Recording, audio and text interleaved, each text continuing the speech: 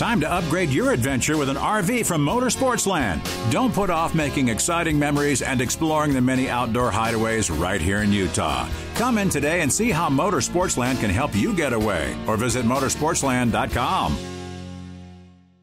Dave's Bernina in St. George and Provo's exciting Black Friday week savings event. How about 60 months no interest on select Bernina machines? Dave's Bernina is slashing prices, such as the Burnett 33 for only $199. Don't miss Black Friday week at Dave's Bernina. This is Unrivaled with Scott Mitchell and Alex Curey. With the access and insight on the teams you're passionate about. I love it, baby. This is 97.5 1280 The Zone, powered by KSLSports.com. The end zone for Puka. He's got it. Touchdown. A spectacular grab. Dave McCann with the call on BYU TV. The Cougars get the 59-14 win over Idaho State on the weekend. You snore at night? Are you currently using a CPAP machine to treat sleep apnea? Sound Sleep Medical can improve your life. Visit soundsleepmedical.com. So we kick things off talking about BYU and that win over Idaho State. Expected that you get an FCS win handily. It's fine. You're number 15 in the college football playoffs. BYU gets 59 points. It's nice. Nice production. Jaron Hall has himself a game. 300 yards, 298 yards passing in the first half, and 4 touchdowns before not even showing up in the second half, which is exactly how you want to get things done. Scott Mitchell, Alex Curry, it is Unrivaled here. Scott, I don't know if you were I mean, look, you were just basking in the glow of that Utah win on Friday night, but BYU rolled up Idaho State like they're supposed to. It's a tough position to be in because you want to be playing an opponent that everybody's going to, kind of get maybe a little bit more of a look at. Instead, you're on BYU TV on the weekend. But the whole thing is, too, you got to get that win. When you play a team like this, it's nice to score 59 points. Neil Pau'u definitely, as Coach Kalani Sitake, I think, said, he is a likely very doubtful for Georgia Southern. And you always hate that when somebody gets hurt. Yeah, but that's Georgia Southern. No, I know, but I mean, when you says very doubtful for the next game, even with the bye week in between, that's one of your better wide receivers who might not be available for USC. That being said, when you have a game like this and you have the result like you do, and you have all these other teams who lost in front of BYU, it's a big weekend for Kalani Sitake. I wanted to bring something up, though, and that was this thing that I read from Dennis Dodd from CBS Sports. I shouldn't fall into these traps, Scott. I think you should. I get caught in them, though. So Dennis Dodd says this about BYU's win. Easy win for BYU over Idaho State. It's their 8th win for the second straight season. The first time Kalani Sitake's had back-to-back 8+ win season. Right. And they said, from Kalani Sitake, who is likely to get interest for that USC job. Coincidentally, they're playing USC at the end of the year, and Clay Helton's new team is Georgia Southern. Look at all these things matching up. And I said, this Kalani Sitake talk about him going to USC, I think, is a bit unfounded, but you don't think that's necessarily the case. I just don't see him, one, USC wanting a guy like Kalani, and two, him going to USC. If you watch what Kalani's done, and I think this is the most impressive part, he's done an amazing job recruiting. Amazing job, okay, and he's a guy that he has done this incredible job at BYU just to start with, and you look at all the people. I mean, look at the potential candidates. I mean, it's almost like Kalani has had one arm tied behind his back, and he goes, and I'm still really. I mean, because when he first got at BYU, there was a lot of. Cupboards are a little bare. This is going to be after tough. That first year, and it was scary. It was, and you're like, I don't know, if this guy's going to last another season. This is going to get really ugly. And it wasn't so much him, so much as it was the grind of the schedule that they had.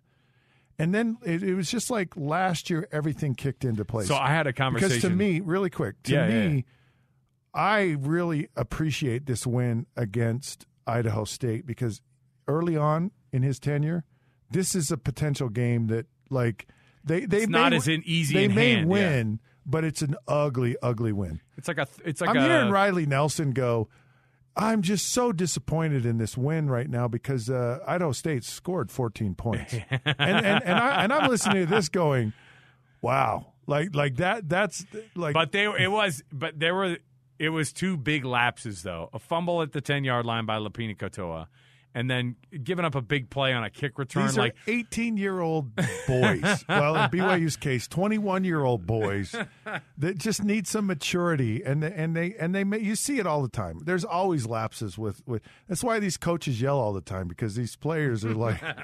They just because they're thick-headed. It's not they just yell, so it needs that extra volume to pierce. This is that to game. Pierce the thickness of their skull and their brains, and just like get in there. This is that game where they're turning around and they're looking up in the stands, see if their mom or their girlfriend's there. They do that in any game. What's up? Well, they may not. They don't. Maybe not. They maybe not look at their mom, but they definitely. They look at the girlfriend. Always.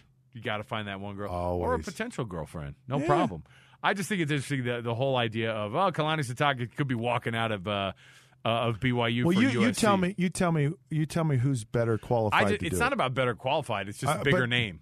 It's bigger name, which is what USC wants. I don't think there's a bigger name out there. USC. I know there's some sexy names right now, but those sexy names aren't playing all that well. I mean, I'm just telling you, the guy who's I think one of the hottest coaches in all of college football right now is Kalani Sitake. Yeah. Period. I think Alex, at the beginning of this year, come on. If BYU would have won 8 games, everyone would have gone. That was a great season, man. Amazing season. They have 2 games left, and they're probably favored in both of those games. They could have another 11-win season with a bowl victory. 2 11-win seasons in a row is exactly the kind of stuff where and an 11-win season.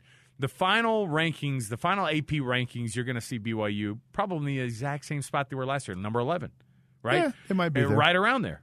And so that gets you the cachet. But I just think that, and I'm not. Boise State hurt. Oh boy, oof! Boise State really hurt. At the end of the season, is the Oregon State loss worse than the Boise State loss? No. San Diego State. Was the San Diego State loss, that hurts your heart still to think about that one. The fake triple overtime with the Aztecs down there. No, because okay, you finish your non-conference, you're 1-2, and everyone was like, yeah, but what we want to do, win a conference championship, is still within our reach. BYU was number 10 when they lost to Boise. And the same thing. Oof. The same thing with it's like still control your destiny. You know, you still. I mean, your margin went away, your cushion went away. Scott, but still, if Utah loses to their rival, Colorado, that's the problem with BYU. Yeah, no, believe me, that game would hurt. I just tell you, I would quit. They beat Oregon State this weekend. I know, and that's Pac-12, the whole point. There's parity in the Pac-12, Scott. So many talented teams. It's why you cannot take anyone for granted. I don't care who it is. You've never arrived. You never have arrived, and hopefully Utah has learned that lesson. You'd be like my uncle. You can't take them for granted. For granted? For granite? No, I like to take them for marble. Maybe some limestone. You can't take Oregon State for granite. I seen him up here. We was over there yesterday. Yesterday? What day is that? All right, so BYU gets a win over Idaho State. Mitch Harper, our BYU insider, is going to join us, I think, at the 5 o'clock hour and kind of run down some of what that win means and also kind of some of the injury updates as well. And I also want to remind everybody, too, we've got our Players Club that's going to play the regular. Look, tomorrow we're still going to have Jaron Hall on. I know it's a bye week, but Jaron's going to come on, break down his first half, 300-yard, 4-touchdown total. Is that better than any of your first halves you ever had, Scott? Did you have a first? I mean, you did have the 600-yard game. I don't know what first and second half was. I wasn't keeping a running total. Yeah. Just like checking off. If you knew for sure that it was, then you would have said, I knew. I kept a running total. I'll tell you one thing. You keep a running total on everything, by the way. You quarterbacks always do. Well, no. So when you go to Green Bay, Lambeau Field, they keep a running total of your stats on the scoreboard. All the game. The whole game. I think every team should do that. No, BYU's it's the worst thing in the world. Because you see your 2 picks and because you look up and myself. You go, oh, man, I got to throw more completions. You know, I got 18 for 31. Let's bump this thing up. I got to get above 60%. It really messed with my head the first time I went there. I was like, I got to get. It's not a good thing. Well, so BYU's now got. Here's the real problem they're working against over the next couple of weeks because waiting for teams to lose in front of you, it works this weekend because you scored 59 points against your FCS opponent, and you still get a little boost there. But when you don't play next week and teams lose in front of you, I think that the playoff committee and this is when you start getting leapfrogged by teams who have better wins and look a little bit better maybe during that week. There's no one that's going to leapfrog BYU. I mean, really. Okay, if you look at the college football rankings, who's behind them? Right now? Ole Miss is 16. They lost. Mississippi State, they won. Kentucky lost. North Carolina won. Minnesota won. And Wisconsin, maybe the only team there. I mean, Wisconsin has 3 losses. How Wisconsin with 3 losses is still in the top 25? BYU. I have no idea. But then you have other teams in front of you that could push you out of the way because they have fewer losses and they come down out of the top 10. But it's not going to drop BYU. So right now, let's see. Baylor lost. They're 12, and Auburn lost.